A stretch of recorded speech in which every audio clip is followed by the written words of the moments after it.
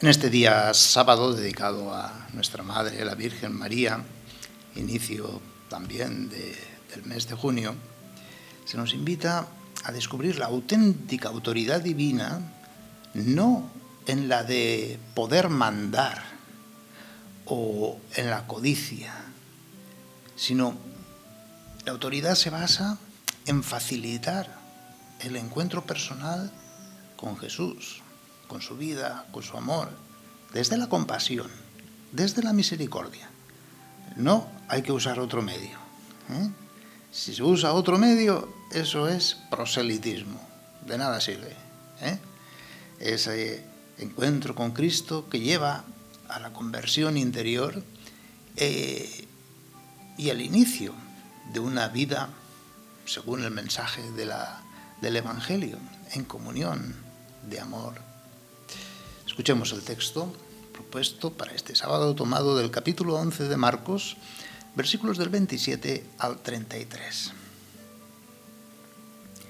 En aquel tiempo Jesús y los discípulos volvieron a Jerusalén y mientras paseaba por el templo, se le acercaron los sumos sacerdotes, los escribas y los ancianos y le preguntaron: ¿con qué autoridad haces esto? ¿Quién te ha dado semejante autoridad? Jesús les respondió: os voy a hacer una pregunta y si me contestáis, os diré con qué autoridad hago esto. ¿El bautismo de Juan era cosa de Dios o de los hombres? Contestadme. Se pusieron a deliberar. Si decimos que es de Dios, dirá: ¿y por qué no le habéis creído? Pero como digamos que es de los hombres, temían a la gente, porque todo el mundo estaba convencido de que Juan era un profeta. Y respondieron a Jesús: no sabemos. Jesús les replicó: pues tampoco yo os digo con qué autoridad hago esto.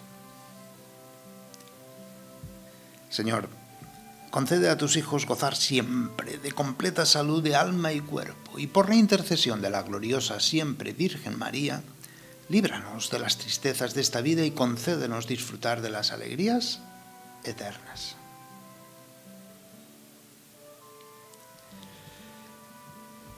Vamos siguiendo este Evangelio según San Marcos. Jesús se presenta en Jerusalén como ese Señor, ¿verdad?, en medio de su pueblo, paseando sencillamente por el templo. Pero al mismo tiempo se presenta como el rey, como el Mesías, pero también como juez y señor del mismo templo.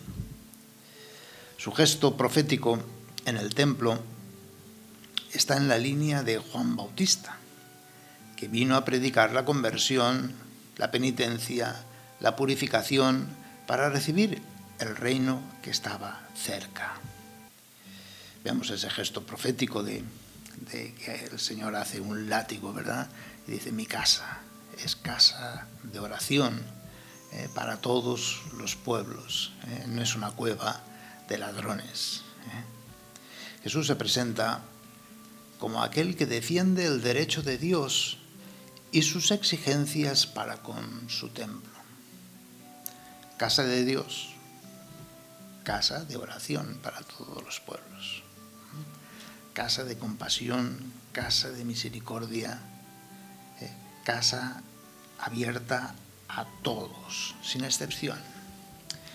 Sin contar con las autoridades del templo, es decir, sumos sacerdotes, escribas, ancianos, el Señor exige un culto de fidelidad, de amor sin reservas, de humildad sincera, de confianza absoluta en el Padre. El Señor quiere abrir ese templo a los pobres, a las viudas, a los necesitados, a todo aquel que pasa necesidad. Es decir, el Señor quiere que su templo sea una casa de acogida, una casa de compasión. Pero se ha convertido en una casa de dominio, de mandato, de negocio, de comercio, de leyes que señalan, juzgan, condenan.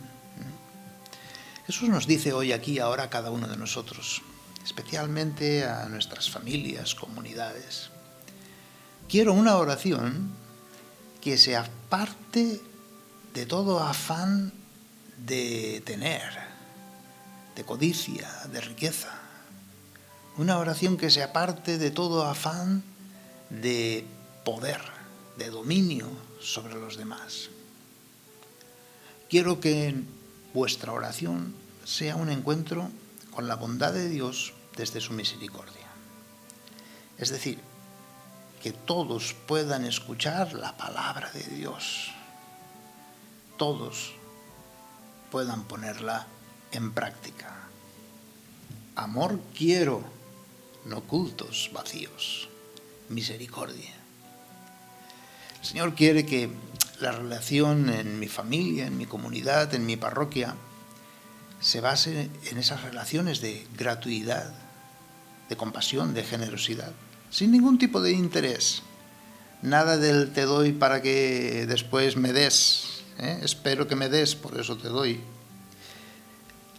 El Señor quiere que nuestra misión sea enseñar a orar, alimentar con la palabra de Dios a todo aquel que con humildad viene a escucharla.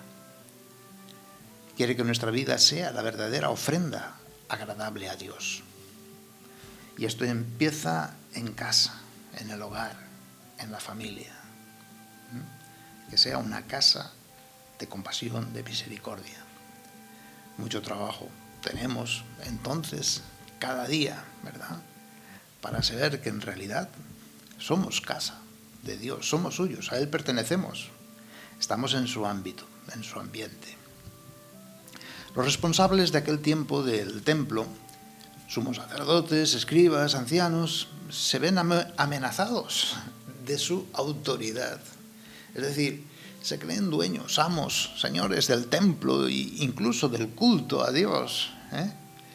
Jesús, al verse interrogado acerca de su autoridad, les responde que viene del mismo modo que dio autoridad a Juan Bautista para poder predicar la conversión hacia una oración auténtica, para dar frutos de justicia, de penitencia, de atención al prójimo.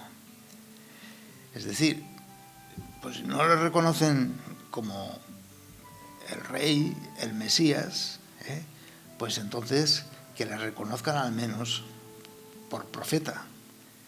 Pero ni siquiera quieren responder que el Bautista era un profeta. ¿Cómo van a llegar a entender que Jesús es el Hijo de Dios, el Mesías, el Salvador? Contemplemos a Jesús defendiendo su autoridad, una autoridad que se basa en el servir y entregar su propia vida en sacrificio.